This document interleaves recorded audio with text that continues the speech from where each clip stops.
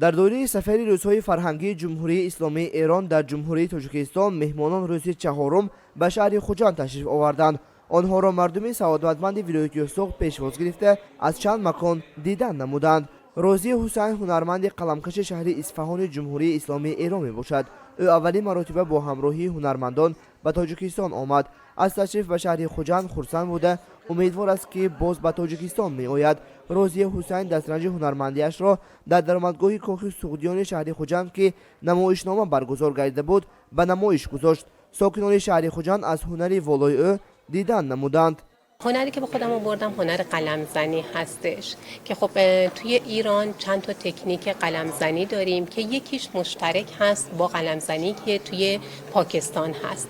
ما توی ایران تکنیک قلمزنی ریز قلم، برجسته، سه‌بعدی و سایه داریم و تو شهر تبریز و زنجان قلمزنی به تکنیکی که توی تاجیکستان کاربرد هست اونجا هم کار میکنیم. یعنی اینکه به وسیله چاقو حکاکی میکنیم، با فشار دست قلم رو روی فلز حرکت میدیم و ایجاد نقش میکنیم، چیزی که توی تاجیکستان هم ظاهرا این مدلی کار میشه و بهش حکاکی و مسگری میگن.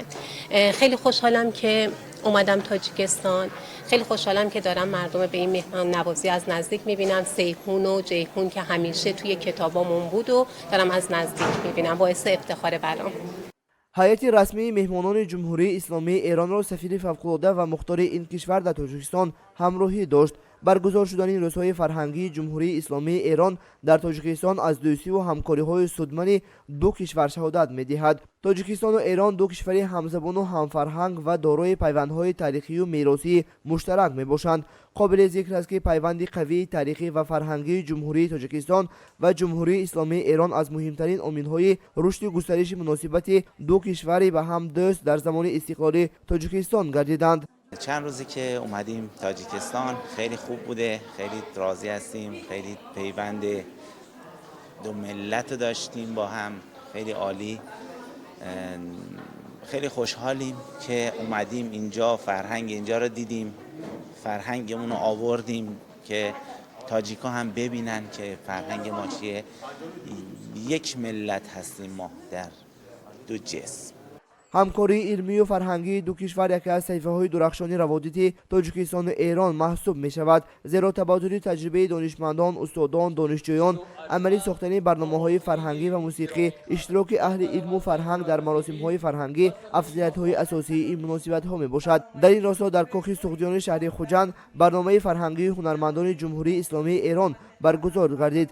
در آغاز چهاربینی معاون رئیس ولایت یوسف زینور عظیمی و سفیر فوق‌العاده و مختار جمهوری اسلامی ایران در تاجیکستان محمد تقی صابری برآمد نموده از مهمیت برگزار شوی روزهای فرهنگی گفتند.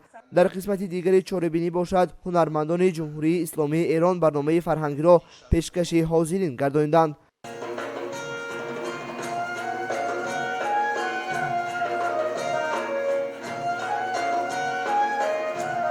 به مناسبت هفته فرهنگی ایران و تاجیکستان حضور داریم اینجا و بسیار بسیار خوشحالیم که با ملت مهمان نواز و رنگارنگ با فرهنگ‌های زیبای تاجیکستان آشنا شدیم و تونستیم فرهنگ‌های خودمون رو اینجا کامل به اشتراک بذاریم. بسیار لذت بردیم از مهمان نوازی دوستان تاجیکستان و اون احساسی که ما داریم احساس مهر و دوستیه و امیدوارم این حس مهر و دوستی بین ملت ما و تاجیکستان همیشه برقرار باشه و به واسطه پیشینه تاریخی که تاجیکستان با کشور ایران داره ما اینجا رو وطن خودمون حس می‌کنیم و حس می‌کنیم در وطنی بخشی از وطنمون حضور داریم که بسیار زیبا و رنگارنگه.